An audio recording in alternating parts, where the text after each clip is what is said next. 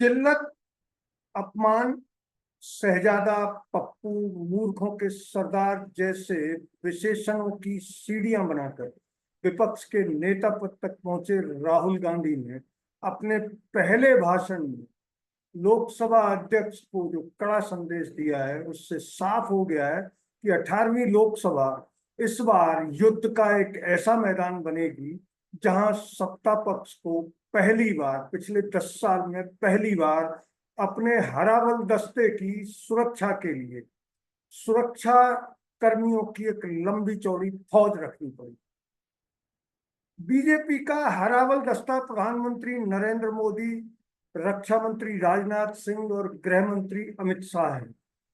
और इन तीनों के भाषणों के दौरान विपक्ष को नियंत्रित करने के लिए ये तीनों हराबल दस्ते हैं बीजेपी के, और इनके भाषणों के दौरान बीजेपी सांसदों की एक ऐसी सुरक्षा टीम बनानी पड़ेगी कि जब ये भाषण दें या जब ये सदन को संबोधित करें तो उन्हें विपक्ष के सदस्यों को नियंत्रित रखने के लिए अपनी हल्ला मचाने की क्षमता को धार देनी पड़ेगी। पहले भाषण में राहुल गांधी ने लोकसभा अध्यक्ष ओम बिरला को जो कड़ा संदेश दिया, उसकी ध्वनि है कि वे सदन चलाने में निश्चित तौर पर आसन का सहयोग करेंगे। लेकिन उन्होंने साफ कर दिया कि लोकसभा अध्यक्ष जनता की आवाज का अंतिम पंच होता है और इस बार विपक्ष पिछली बार की तुलना में उस आवाज का अधिक प्रतिनिधित्व करता है। विपक्ष के नेता के रूप में अपनी पहली उपस्थिति में राहुल ने कहा, विपक्ष आपके काम करने में आपकी सहायता करना चाहेगा। हम चाहते हैं कि सदन चले। ये बहुत जरूरी है कि सहयोग विश्वास के आधार पर हो। ये भी अत्यंत आवश्यक है कि विपक्ष की आवाज को इस सदन में प्रतिनिधित्व मिले। राहुल ने कहा कि मुझे पूरा विश्वास है कि आप हमें बोलने देंगे। सवाल यह नहीं है कि सदन कितनी कुशलता से चलाया जाता है, सवाल यह है कि भारत की आवाज को कितना सुनने दिया जा रहा है। इसलिए ये विचार कि आप विपक्ष की आवाज को दबाकर सदन को कुशलता पूर्वक चला सकते हैं, एक गैर लोकतांत्रिक विचार है। इस चुनाव ने यह दिखा दिया है कि भारत के लोग विपक्ष से संविधान की रक्षा करने की पूरी उम्मीद करते हैं और इसी वजह से उन्होंने इस बार विपक्ष को अच्छी खासी ताकत के साथ लोकसभा में भेजा है। जाहिर है सरकार के पास राजनीतिक शक्ति है, लेकिन विपक्ष भी भारत के लोगों की आवाज का प्रतिनिधि बनकर आया है। इस बार विपक्ष भारत के लोगों की आवाज का प्रतिनिधित्व ज्यादा दमदार तरीके से करेगा और ज्यादा ऊंची आवाज में बहरी सरकार को ये बताने की कोशिश करेगा कि वह अब जनता के लोकतांत्रिक अधिकारों को कुचल नहीं पाएगी। राहुल का कहना था कि ये बहुत महत्वपूर्ण है कि सहयोग भरोसे के साथ होना चाहिए। विपक्ष की आवाज संसद में सुनाई दे, ये अत्यंत जरूरी है। हमें पूरी उम्मीद है विपक्ष की आवाज संसद में दबाई नहीं जाएगी। सवाल ये नहीं है कि संसद कितनी शांति से चल रही है, सवाल है कि भारत के लोगों की आवाज उठाने के लिए कितनी अनुमति मिलती है। आप विपक्ष की आवाज दबाकर संसद शांति से चला सकते हैं, लेकिन ये आइडिया पूरी तरह अलोकतांत्रिक है। स्पीकर की ये जिम्मेदारी होती है कि वे विपक्ष के संवैधानिक अधिकारों की रक्षा करें। आपको बता दें कि राहुल का ये तल्ख और तुर्स अंदाज लोकसभा अध्यक्ष ओम बिरला के फिर से निर्वाचित होने के बाद आया। लोकसभा अध्यक्ष ओम बिरला अकेले ऐसे अध्यक्ष हैं जिन्होंने सरकार के इशारे पर 146 विपक्षी सांसदों को हमेशा के लिए निलंबित कर दिया और वे गैर लोकतांत्रिक आपराधिक कानून पारित करा दिए, जिनको अब 1 जुलाई से लागू करने की कवायद की जा रही। इससे पहले भी राहुल गांधी कांग्रेस की आवाज लोकसभा में बन रहे थे, लेकिन उसके पास विपक्ष के नेता का दर्जा नहीं था, क्योंकि 2014 में कांग्रेस के पास सिर्फ 44 सीटें थी और 2019 में 52 सीटें। कांग्रेस सदन में विपक्ष के नेता के तौर पर अपनी दावेदारी पेश ही नहीं कर पाई, लेकिन इस बार कांग्रेस 99 सीट जीत कर आई। ये भी पहली बार है कि राहुल गांधी ने अपने 20 साल के राजनीतिक करियर में संसद में पहला संवैधानिक पद लिया है। ये भी पहली बार है कि इस बार लोकसभा में उनकी मां सोनिया गांधी उनके साथ नहीं होंगी। सोनिया गांधी राज्यसभा सांसद बन गई हैं और उन्हीं की सीट रायबरेली से चुनकर राहुल गांधी लोकसभा में पहुंचे हैं।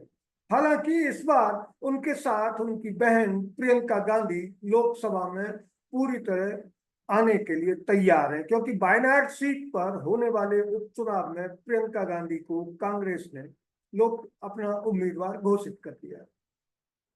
साल 2019 में जब कांग्रेस लोकसभा चुनाव में हारी तो राहुल गांधी ने इस हार की जिम्मेदारी लेते हुए कांग्रेस अध्यक्ष पद छोड़ दिया था। उस वक्त उनकी बहुत आलोचना हुई थी। इसके बाद कुछ सालों तक सोनिया गांधी अंतरिम अध्यक्ष रही।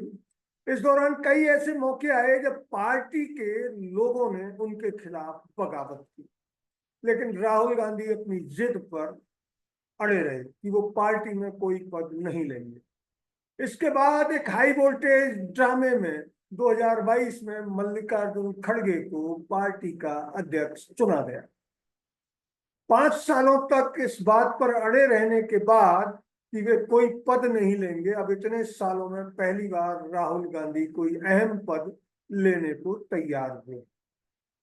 नेता प्रतिपक्ष का पद राहुल गांधी की जिम्मेदारी लेने वाली छवि को उजागर करेगा, क्योंकि उनके विरोधी उन्हें पार्ट टाइम पॉलिटिशियन कहकर उनका उपहास करते रहे। नेता प्रतिपक्ष असल में शैडो प्रधानमंत्री होता है। पूरे विपक्ष का न सिर्फ वो नेतृत्व करता है बल्कि कई जरूरी नियुक्तियों में पीएम के साथ बैठता है। जिस तरह का चुनाव कैंपेन पीएम मोदी और राहुल गांधी के बीच देखने को मिला है, इसमें कोई दो राय नहीं कि दोनों एक दूसरे पर तीखी बयानबाजी करते आए। ऐसे में पीएम के साथ बैठकर फैसले ले पाना और दोनों के बीच काम चलाऊ रिश्ते कायम कर पाना राहुल गांधी के लिए एक नई चुनौती है। लेकिन अगर वो खुद को एक परिपक्व नेता के तौर पर और मजबूत करना चाहते हैं तो उन्हें ये जिम्मेदारी उठानी होगी। संसद में विपक्ष के नेता की भूमिका काफी अहम होती है। वो संसद में सभी विपक्षी दलों की आवाज तो बनते ही हैं, उनकी अपनी शक्ति और विशेषाधिकार भी।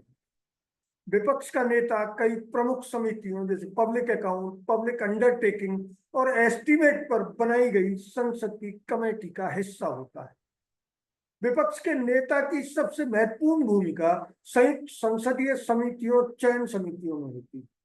ये चयन समितियां प्रवर्तन निदेशालय यानी ईडी, सीबीआई, केंद्रीय सतर्कता आयोग, केंद्रीय सूचना आयोग, लोकपाल, साथ ही चुनाव आयुक्तों और राष्ट्रीय मानवाधिकार आयोग के अध्यक्ष जैसे महत्वपूर्ण पदों की नियुक्तियां करती है।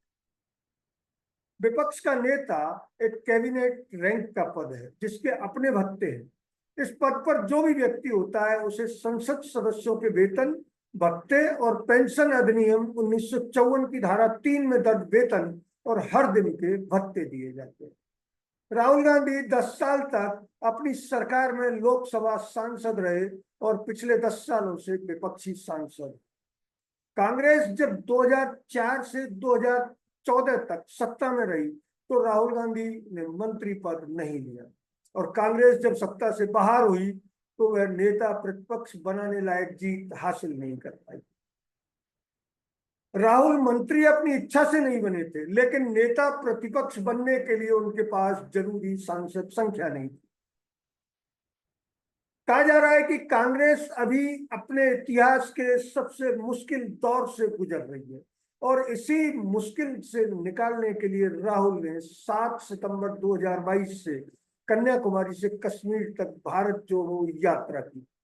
इसके बाद राहुल मणिपुर से मुंबई तक की यात्रा पर निकल गए और उन दोनों यात्राओं का परिणाम 2024 के चुनाव में कांग्रेस को पुरस्कार के रूप में 99 सीटों पर जीत के रूप में मिला। राहुल जब राजनीति में आए तो उनकी छवि एक अनिच्छुक नेता के तौर पर मीडिया ने बनाई थी, लेकिन अब वे सीधे टकराने के लिए तैयार दिख रहे हैं और पहला विपक्ष के नेता के तौर पर उनका पहला भाषण ये बता रहा है कि अब संसद में उसी तरह टकराव दिखेगा जिस तरह युद्ध के मैदानों में दो पक्षों की सेनाओं में दिखता है। पूर्व विदेश मंत्री नटवर सिंह अपनी आत्मकथा one life is not enough में ये दावा कर चुके हैं कि राहुल गांधी ने ही सोनिया गांधी को 2004 में प्रधानमंत्री बनने से रोका था। किताब के मुताबिक राहुल को डर था कि उनकी मां की भी हत्या हो सकती। जनवरी 2013 में ऑल इंडिया कांग्रेस कमेटी की उदयपुर बैठक में जब राहुल उपाध्यक्ष बने तो उन्होंने पार्टी की एआईसीसी बैठक को संबोधित करते हुए कहा था कि बीती रात आप सबने मुझे बधाई दी, लेकिन मेरी मां मेरे कमरे में आई और पास बैठकर रोने लगी।